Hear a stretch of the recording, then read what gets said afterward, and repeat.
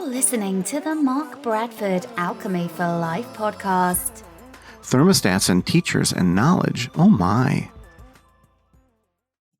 Well, hey there. Welcome back. I have a cool thermostat. Well, I think it's cool. It's just one of those digital ones that I always wanted. And I have it connected to my personal assistant stuff so I can ask my device that I can't name right now to tell me what the temperature is and so forth. So that's cool, right? I can even, set my heat or my air conditioning up or down, which I find to be very convenient and lazy.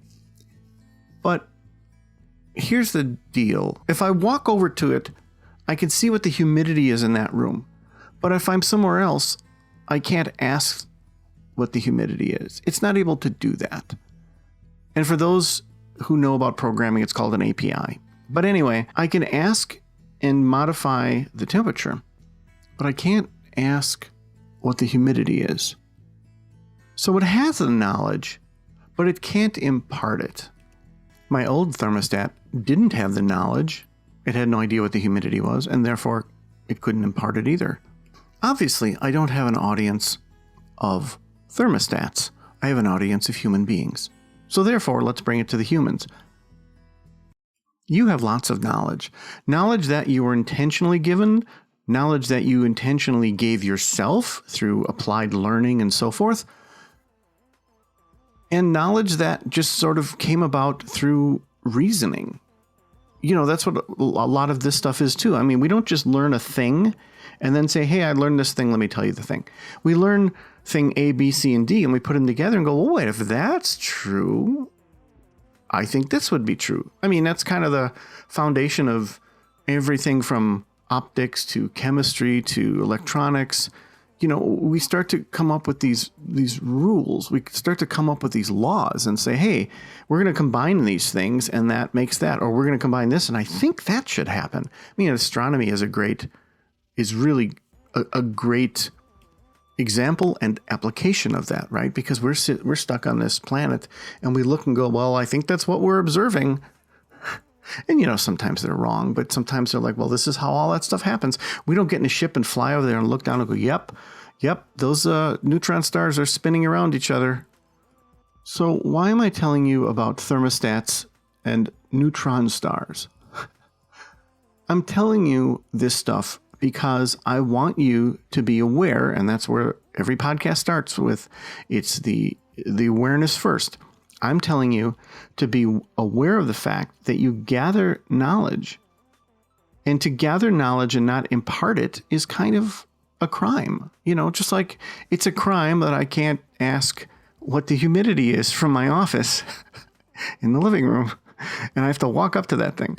Because it's gathering the knowledge, it has the knowledge, it can't impart it. So I'm not telling everyone to be a teacher, because teaching in and of itself is actually a skill. It's a separate skill. You can have all the knowledge in the world and be really bad at imparting it.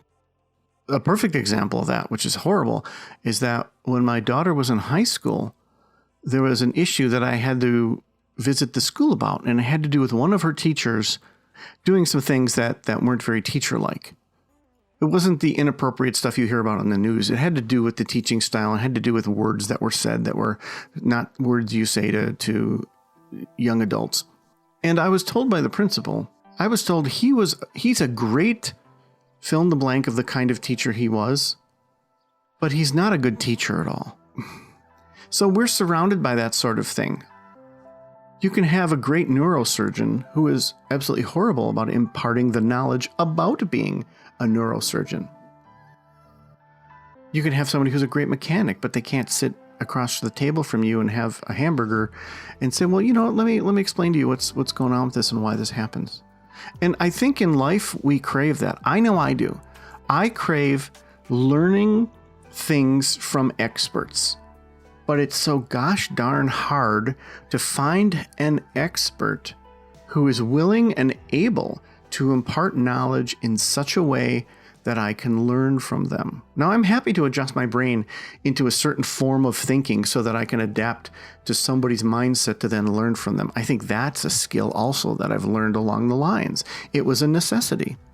I think anyone who's a nurse knows what it's like to be around doctors, and they adjust their brains accordingly to interact with them. And then they come home and they turn into the mom brain or the wife brain or just the normal human brain or what have you. Same thing for people who are, connected to the airlines and pilots and stuff like that. But I think it's extremely important to impart that. And that's something that's become, I guess, in a way, my life's mission is to take information, examine it, distill it, and then disseminate it to people in a way that makes sense. And I've always said, if you can't explain it in English to someone else, then you yourself don't really understand what you're talking about. And insert whatever language you natively speak. You know what I mean?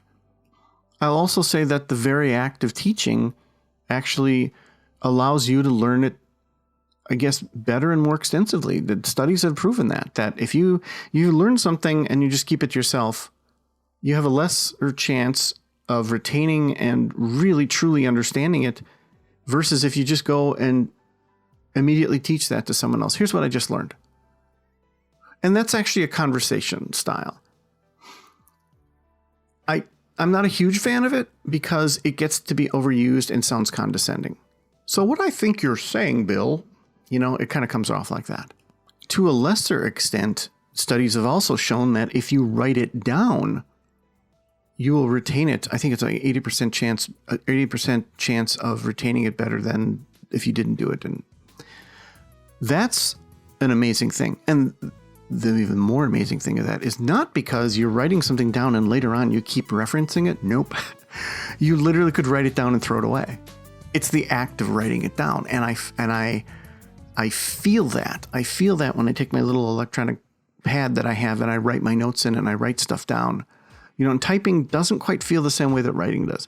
And when you write stuff down, it just feels like you're taking it to heart in a way. So there's a lot in this podcast, this simple podcast about a thermostat that doesn't relay humidity to me if I'm in another room, right? And there's a lot here. And I think, it's important to know. It's important to just think and reflect. If you do one thing from this, just reflect on the fact that you do gather a lot of knowledge through your day, whether you want to or not, whether it has to do with your job, whether it's driving home and watching at the construction site, or your interpersonal interactions with other human beings that have nothing to do with what your job is or what have you. And the second part of that, which is, what are you doing with that knowledge? I want you to think about that. What do you do with your knowledge? Do you write it down? Do you have your own blog? Do you write books? Do you keep it to yourself? Do you save it for, your thoughtful musings over a cup of coffee on a Sunday? Do you share it with your best friend and just kind of gossip about, I saw this and this and this? Do you experiment with cooking because of what you encounter? Do you binge watch shows that are instructional and then you go do something with that? I want you to think about that. I'm not telling you to go write a book. I'm not telling you to do anything. I'm not telling you to even share it with another human being. But I am suggesting strongly that you kind of think about what you do and have been doing with the knowledge that you gather on a day-to-day basis. It's just an interesting thing. I know what I do with it. What I do with it is I write some books based on things when I've gathered enough information and I've examined it enough. And then in other cases, I do these little short 10-minute podcasts about it so that I can impart it on you. And I think it's fascinating and it's interesting. So I just want you to think about that. And as always, and this is even more important in this podcast, I always appreciate your feedback. Your feedback is kind of telling me what you're learning from what I just said. Whether it's disagreement or agreement, or you're telling me I diluted something, or telling me that I focused on something too much or not enough, or what have you. I love that. That feedback loop is really important to me because I don't want to be speaking into the darkness. So please, shine a little light on me if you can. And thank you. Thank you for listening. I love your feedback as always. Keep it coming. I always appreciate if you like, share, subscribe, and all that nonsense. And if you don't, that's cool too. By now, my new novella, The Devil's in the Details, has hit the shelves.